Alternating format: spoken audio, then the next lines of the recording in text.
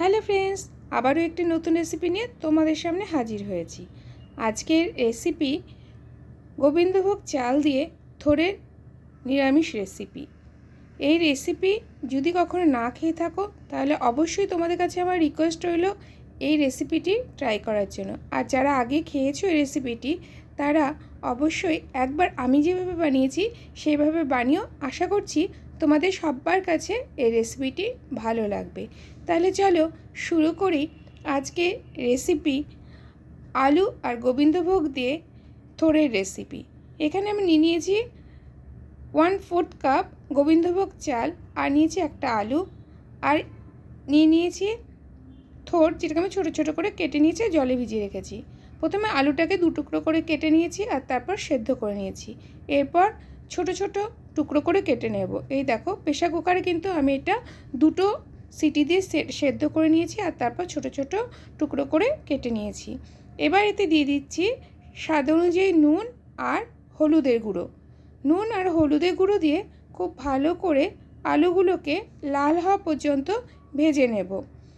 আলু কিন্তু তোমরা কাঁচাও ব্যবহার করতে পারো, তাতে কোনো অসুবিধে নেই, শুধু সময়টা একটু বেশি লাগবে, তাই আমি আলুটাকে সেদ্ধ করে নিয়েছি। এই দেখো, আলুটা লাল লাল করে ভাজা হয়ে গেছে। এবার এতে দিয়ে দিচ্ছি গোবিন্দভোগ চাল। গোবিন্দভোগ চাল আমি খুব ভালো করে ধুয়ে প্রায় 20 মিনিট মতো ভিজিয়ে রেখেছিলাম। এবার জল ছেঁকে এই চালটা ব্যবহার করছি। আর দিয়ে দিচ্ছি কিছু মটরশুঁটি। এবার মটরশুঁটি, আলু আর গোবিন্দভোগ চাল প্রায় মিনিট 3 ধরে এইভাবে লো ফ্লেমে ভেজে নিলাম। এরপর এতে দিয়ে দিচ্ছি কেটে রাখা থোড়গুলোকে। আমি এরকম চৌকো চৌকো টুকরো করে কেটেছি, তোমরা কিন্তু চাইলে ঝিরিঝিরি করেও কেটে নিতে পারো। এরপর এতে দিয়ে দিচ্ছি নুন। যেহেতু আলু ভাজার সময় নুন ব্যবহার করেছিলাম, তাই নুনটা একটু বুঝিয়ে দিতে হবে। আর দিয়ে দিচ্ছি হলুদের গুঁড়ো। এবার নুন আর হলুদের গুঁড়ো দিয়ে সব উপকরণগুলোকে প্রায় মিনিট 5 ধরে কষিয়ে নিতে হবে। গ্যাসের ফ্লেম লোতে রাখা আছে। গ্যাসের ফ্লেম লোতে রেখে প্রায় মিনিট 7 ধরে এই চাল, থোড়, মটরশুঁটি, আলু সব আমি ভেজে নিলাম বা কষিয়ে নিলাম। এই দেখো, কালারটা দেখে বুঝতে পারছো খুব সুন্দর করে ভাজা হয়ে গেছে।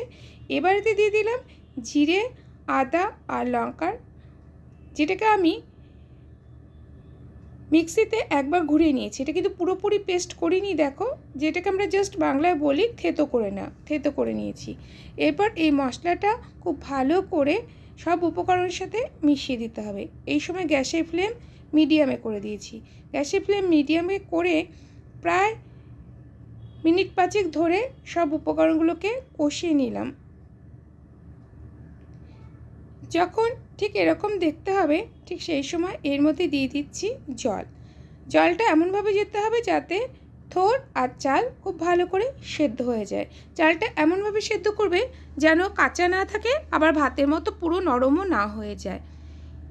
এবার একটু ঢাকনি দিয়ে ঢেকে দেব মিনিট 10 জন্য। ফিরে আসছি 10 মিনিট পর।